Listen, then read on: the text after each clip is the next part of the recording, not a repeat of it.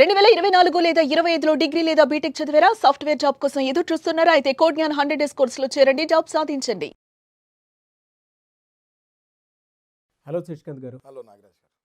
తోడబుట్టిన అక్క చెల్లెలు కానివ్వండి, లేదంటే ఆడపిల్లలు ఎవరైతే ఉంటారో వాళ్ళకి తెలియకుండా బ్రదర్స్ ఆస్తిని కనుక, అంటే తండ్రి ఆస్తిని కనుక ఎవరికైనా అమ్మేస్తే ఎటువంటి కేసులు వర్తించే అవకాశం ఉంటుంది? చాలామంది ఏంటంటే వీళ్ళకి తెలియకుండా వాళ్ళకి ఆల్రెడీ కట్నం ఇచ్చేసి ఉంటారు కదా, ఇంకా దాంట్లో ఇచ్చేదేముంది చేసేదేముంది అనేటువంటి ఉద్దేశంతో చేస్తూ ఉంటారు. బట్ పాపం వీళ్ళకి ఆ అవగాహన కూడా కనీసం వాళ్ళ వాళ్ళ నాలెడ్జ్కి కూడా తీసుకురారు. అటువంటి పరిస్థితుల్లో ఒక ఆడపిల్ల ఏ పని చేయాల్సినటువంటి అవసరం ఉంది, ఎటువంటి కేసులు వర్తించే అవకాశం ఉంది, ఎందుకు అలా జరుగుతుంది జనరల్గా? ఇందులో అసలు ఎడ్యుకేటెడ్ పీపుల్ కూడా అవేర్నెస్ ఉండదు. మీరు అన్నట్టు బాగా చదువుకున్న వాళ్ళకి కూడా నాకు ఇందులో వాటా ఉంది అనేది మర్చిపోతారు. ఒకసారి పెళ్ళి వెళ్ళిన తర్వాత ఇంకా నాకు ఆ ఇంటితో సంబంధం లేదు, ఇంకా ఆ ప్రాపర్టీస్తో నాకు సంబంధం లేదు అన్నట్టుగా ఆడపిల్లలు ఫస్ట్ నుంచి మన హిందూ సాంప్రదాయం ప్రకారం అట్లా ట్యూన్ అయి ఉన్నారు. బట్ వేరేన్ యాక్చువల్లీ హిందూ సక్సెషన్ యాక్ట్ ప్రకారం పిల్లలు అందరూ ఎలిజిబుల్. ఇది for the fathers or for the పూర్వీకుల ఆస్తికి పిల్లలు అందరూ కూడా ఎలిజిబుల్ ఉంటారు. వాళ్ళు జీవించి ఉంటే ఎలిజిబిలిటీ రాదు. వాళ్ళ తనంతరం పిల్లలు అన్నదమ్ములు అక్క చెల్లెలు అందరికీ ఈక్వల్గా వాటా వస్తుంది. ఓకే, ఈ విషయం చాలామందికి అమ్మాయిలు కన్ఫ్యూజన్లో ఉంటారు. అమ్మాయిలు అసలు మాకు వస్తుందా రాదా, ఓకే ఇంక నేను ఇటు సైడ్ వచ్చేసాను కదా మ్యారేజ్ అయ్యి, ఇంకా అది ఉన్నా ఏదున్నా అది మా అన్నలకో తమ్ముళ్ళకో అన్న ఫీలింగ్లో ఉంటారు. బట్ అది రాంగ్ అండి. అది ఆడపిల్లలకు కూడా సమాన హక్కు ఉంది. There is a gender equality in partition. Okay, so ఇది తెలియక చాలామంది వాళ్ళ ఆస్తులు కోల్పోతుంటారు. చాలామంది కోట్ల రూపాయల ఆస్తులు వాళ్ళకి తెలియక కోల్పోతూ ఉంటారు. ఈ మధ్య వీడియోస్, మన వీడియోస్ వల్ల దీనివల్ల అవేర్నెస్ పెరుగుతుంది. పెరిగి లాయర్స్ని అప్రోచ్ అవుతున్నారు. చాలామంది 10 ఏళ్ళ తర్వాత 15 ఏళ్ళ తర్వాత వస్తారు. వచ్చి మాకు తెలియదు సార్, మాకు ఇప్పుడే తెలిసింది, మాకు కూడా వాటా వస్తుందని అని చాలామంది కొన్ని ఏళ్ళ తర్వాత వస్తారు. వాళ్ళ పిల్లలు పెద్దయి వాళ్ళు చెప్తారు, అమ్మ నీకు తాత దగ్గర నుంచి ఆస్తి రావాలి, నీకు రాలేదు, నీకు తెలీదు అని పిల్లలు తీసుకొని వస్తారు. చాలామంది మా దగ్గరికి వాళ్ళ పిల్లలు తీసుకొచ్చిన రోజులు కూడా ఉన్నాయి. బట్ వీళ్ళ రియాక్షన్ అది ఎప్పుడో అయిపోయింది కదా, మళ్ళీ దాని గురించి ఎందుకు వచ్చాము అంటే వీళ్ళకి అసలు అది నమ్మశక్యంగా కూడా అనిపించదు. చాలామందికి ఇప్పుడు 45-50 ఇయర్స్ వాళ్ళు వస్తూ ఉంటారు. సార్ ఇది ఇట్లా జరిగిపోయింది, నాకు తెలీదు, మా పిల్లలు పెద్ద తర్వాత నాకు చెప్పారు అనేసి అప్పుడు కూడా అప్రోచ్ అవ్వచ్చు. టైం అయిపోయింది, ఏజ్ అయిపోయింది, దానికి లిమిటేషన్స్ ఉంటాయి.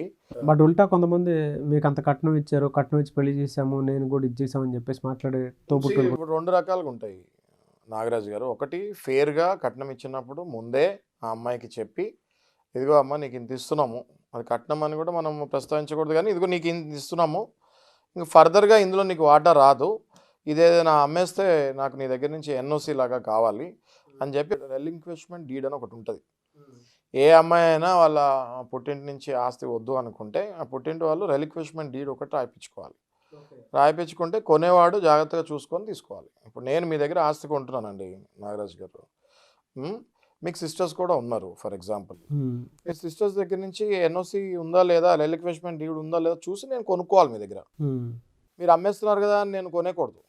మీ ఫ్యామిలీ సర్టిఫికేట్ చూడాలి నేను, మీకు తోడబుట్టిన వాళ్ళు ఎంతమంది ఉన్నారో నేను చెక్ చేయాలి, అందరికీ సమతమా కాదా, అందరూ ఒప్పుకుంటున్నారా లేదా, అందరూ సైన్ పెడుతున్నారా లేదా చూసి నేను కొనాలి. నేను కూడా బుడబుడా ఏదో మీరు తక్కువగా అమ్మేస్తున్నారు అని నేను కొనేస్తే అది నాకు కూడా రాదు, అది మళ్ళీ క్యాన్సిల్ అయిపోద్ది.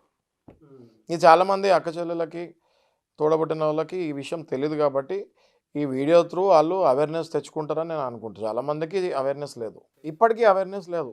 ఇక్కడి నుంచి బాగా చదువుకొని ఫారెన్లో ఉన్న అమ్మాయిలకు కూడా అవేర్నెస్ లేదు. మీరు ఫారెన్లో ఉన్నా ఇక్కడ మీ ఆస్తులు మీకు వాటా ఉంది అన్న విషయం మర్చిపోకూడదు.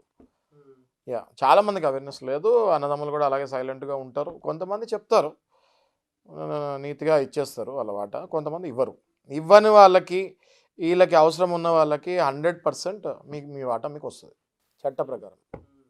ఎలా సార్ అంటే ఒకవేళ అమ్మేశారే అనుకోండి, ప్రీవియస్ వీడియోలో మీకు ఒక మాట అన్నారు, మీరు ఎవరైతే కొనుక్కుంటారో వాళ్ళ మీద కూడా కేసు పెట్టే అవకాశం ఉంటుంది. వాళ్ళు కూడా నిందకి అర్హతలు. ఏ చట్టం కింద అది వస్తుంది? పార్టిషన్ సూట్ కింద జనరల్గా ఎవరైనా కూడా పార్టిషన్ సూట్ కింద వేసుకొని వాళ్ళ పార్టిషన్స్ హద్దులు తీసుకోవాలి కోర్టు నుంచి గొడవలు లేకుండా. ఓకే, లేదు ఒకవేళ చెల్లెళ్ళకి అక్కలకి చెప్పకుండా వాళ్ళు ఒకవేళ సేల్ డీడ్ చేయించేసుకుంటే ఆ సేల్ డీడ్ని వీళ్ళు క్యాన్సిలేషన్ ఆఫ్ సేల్ డీడ్ అని టైటిల్ డిక్లరేషన్ కూడా వెళ్ళాలి వీళ్ళు. అంటే ఇది నాది అని చెప్పి వాళ్ళు కూడా డిక్లరేషన్ వేసుకోవచ్చు. ఫర్దర్ పార్టిషన్ అడగాలి వీళ్ళు.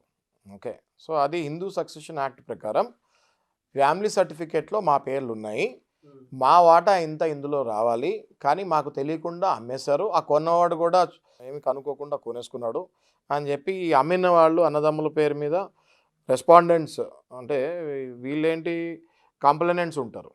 ఓకే, వీళ్ళందరూ రెస్పాండెంట్స్ ఉంటారు. ఓకే, ఈ అన్నదమ్ములతో పేర్లతో పాటు కొనుక్కున్న పేర్లు కూడా 4-5 పేర్లు కూడా అందులో యాడ్ చేసి కేసు వేస్తారు. కేసు వేసిన తర్వాత వాళ్ళు వచ్చి కోర్టులో న్యాయమూర్తి ముందు చెప్పాలి, నువ్వు ఎందుకు అమ్మేవని అడుగుతారు, నువ్వు ఎలాగ ఉన్నావని అడుగుతారు. అక్కడ స్టార్ట్ అవుతుంది కేసు. ఆ తర్వాత స్లోగా కొంచెం టైం పడుతుంది, బట్ స్లోగా 100% వాళ్ళ వాటా వాళ్ళకి వచ్చేస్తుంది. Okay, yes. ఇందులో చీటింగ్ లాగా పెట్టే కేసులు ఏమైనా ఉన్నాయండి? అంటే ఇలా చీట్ చేశారు అట్లా అన్నట్టు పెట్టుకోవడానికి అవకాశం ఉంటుందా? ఎస్, తప్పకుండా అండి. ఇదే కేసులో 420 cheating case, breach of trust అని కూడా వేయచ్చు. ఓకే, క్రిమినల్, సివిల్తో పాటు క్రిమినల్ కూడా వెళ్ళచ్చు. నేను ఫోన్ చేసినప్పుడు నన్ను ఇట్లా తిట్టాడు, అరిశాడు అని చెప్పేసి క్రిమినల్ ఇంటిమిడేషన్కి వెళ్ళచ్చు, ఎక్స్టార్షన్కి వెళ్ళచ్చు, చీటింగ్ కేసుకి వెళ్ళచ్చు, సివిల్ కేసెస్తో పాటు క్రిమినల్ కేసెస్ కూడా వెళ్ళచ్చు. ఒకవేళ అంటే ఇంట్లో పేరెంట్సే ఇందులో కూతురికి ఎటువంటి ఆస్తిలో వాటా హక్కు లేదు అనేటువంటి ఒక్కొక్క వీడియోను లేదంటే విల్లో కనుక ఉందనుకో, విల్లు రాసిస్తే ఇంకా కూతురికి కానీ కొడుకు కూతురికి కూడా రాసిచ్చేయచ్చు విల్లు. ఇప్పుడు ఫర్ ఎగ్జాంపుల్ ఒక ఫాదరు మదరు ఉన్నారు. ఓకే, అందులో ఫాదరు మదరు కలిసి ప్రాపర్టీ ఉందనుకోండి, కలిసి విల్లు రాస్తారు. సపరేట్గా ఉంటే ఎవరి విల్లు వాళ్ళకి, నేను నా చిన్న కొడుకు ఇంత ఇస్తున్నా, లేకపోతే నా పెద్ద కొడుకు ఇంత ఇస్తున్నా, నా కూతురికి ఇంత ఇస్తున్నా అని చెప్పేసి వాళ్ళు విల్లు రాశారు అనుకోండి, గొడవ లేదు, ఈ తగాదాలే ఉండవు. ఓకే, అది టెస్టిమనీ విల్ అంటారు. ఎప్పుడైనా కూడా ఆస్తులకి విల్స్ రాయాలి. ఇది అందరు తెలుసుకోవాల్సిన విషయం ఏంటంటే, విల్ అనగానే మన తెలుగు వాళ్ళల్లో ఎక్కువగా విల్ అనగానే అయ్యో అప్పుడే రాయిపిచ్చేస్తున్నారా, నేను ఇంకా పోతా అనుకుంటున్నానా అని ఫీల్ అవుతారు. అది తప్పండి.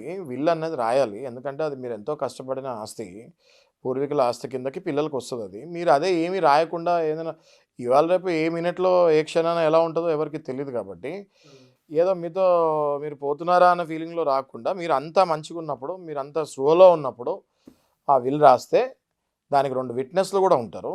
ఆ will is the most powerful document. Will అంటే ఏంటి? అది నా విల్ అంటారు. విల్ అంటే నా ఇష్ట ప్రకారం అని. అది రాసినప్పుడు మీ ఆస్తిని మీరే మీరు బతుకుండగానే మీ ఆస్తిని ఒక కరెక్ట్ రూట్లో పెట్టినట్టు అవుతుంది. సో పెద్దవాళ్ళందరూ కూడా విల్ రాయమని నేను రిక్వెస్ట్ చేస్తాను, సజెస్ట్ చేస్తాను. ఈ పిల్లలు పక్కన పెట్టుకొని నేను ఇది చేస్తున్నాను ముందే డిక్లేర్ చేయొచ్చా, లేదంటే వీళ్ళకి నచ్చినట్టు ఒక అడ్వకేట్ దగ్గరికి వెళ్ళి ఇది అని చెప్పి? అడ్వకేట్ దగ్గర ఖచ్చితంగా వెళ్ళాలి. ఆ డ్రాఫ్టింగ్ అది అడ్వకేట్ చూస్తారు, కరెక్ట్గా రాస్తున్నారు లేదని. అడ్వకేట్ దగ్గరికి వెళ్ళి వాళ్ళ మనసులో మాట చెప్తే అడ్వకేట్ దాని ప్రకారం దాన్ని డ్రాఫ్టింగ్ చేసి రిజిస్ట్రేషన్ చేస్తారు. విల్ని ఒక 2 విట్నెసెస్తో పాటు రిజిస్ట్రేషన్ చేస్తారు. Registered will is the most powerful document. ఇంకా దాని మీద తిరుగులేదు. విల్కి సంబంధించి కొంతమంది కొన్ని డీటెయిల్స్ ఓన్లీ అడ్వకేట్ దగ్గరే ఉంచుకుంటారండి, కొన్ని డీటెయిల్స్. అవునండి. దానివల్ల ఎఫెక్టివ్ ఉండదా అండి? అలా ఏముండదండి. విల్ అనేది ఎప్పటికైనా బయటకు వస్తుంది. ఓకే, ఇప్పుడు ఇన్సూరెన్స్ ఉంటుంది. ఓకే, మనం పోతే ₹1,00,00,000 వస్తుంది, 50 లక్షలు వస్తుంది అని ఉంటుంది. అది ఎవరి దగ్గర ఉంటుంది? ఇన్సూరెన్స్ కంపెనీ దగ్గరే ఉంటుంది అది. అట్లాగే విల్లు కూడా ఈ రిజిస్ట్రేషన్ ఆఫీస్లో రికార్డ్ అయి ఉంటుంది. ఎప్పుడైతే ఈ మనిషి పోయిన తర్వాత డెత్ సర్టిఫికేట్కి అప్లై చేసి అది వెళ్తారో ఆ ప్రాసెస్లో ఆ క్రమాన విల్లు కూడా బయటకు వస్తుంది. సో విల్లు రాసేటప్పుడు కూడా ఒకరికి ఇద్దరికి చెప్తారు. ఓకే, ఈ విట్నెస్లు ఉంటారు కదండి ఇద్దరు, అవును, వాళ్ళకి తెలుస్తుంది కదా. సో ఆ మనిషి పోయినప్పుడు ఆ విట్నెస్లే చెప్తారు ఈ విల్లు ఎవరి పేరు మీద రాశారు అనేసి. So will is the most powerful document అండి. ప్రతి ఆస్తి ఉన్న వాళ్ళు ప్రతి ఒక్కళ్ళు విల్స్ రాసుకోవాలి, వయసుతో సంబంధం లేకుండా. అది 35 ఏళ్ళ 40 ఏళ్ళ, నా దగ్గర 25 ఏళ్ళ కుర్రాళ్ళు కూడా విల్స్ రాసిన రోజులు ఉన్నాయి, సందర్భాలు ఉన్నాయి. 99 ఏళ్ళు 95 ఏళ్ళు మంచం మీద ఉన్న వాళ్ళు విల్ రాసిన ఉన్నాయి. 40 ఏళ్ళు 25 ఏళ్ళు విల్ రాసిన సందర్భాలు ఉన్నాయి. విల్ రాస్తే ఏంటంటే అదొక security for the property what you have earned. Wrong హ్యాండ్స్లోకి వెళ్తే మళ్ళీ మీ ఆత్మ శాంతిస్తుందా? సో మీరు బతుకుండగానే అది సరిగ్గా చేసుకుంటే బెటర్ అని నా ఉద్దేశం. ఇటువంటి ప్రాసెస్లోనే మీ ఇలాంటి వాళ్ళని అప్రోచ్ అవ్వాలనుకునేటువంటి వాళ్ళు చాలామంది ఉంటారండి. మిమ్మల్ని అప్రోచ్ అవ్వాలంటే ఎట్లా? తప్పకుండా అప్రోచ్ అవ్వచ్చు అండి. సుమన్ టీవీ త్రూ నేను ఎప్పుడూ అవైలబుల్ ఉంటాను.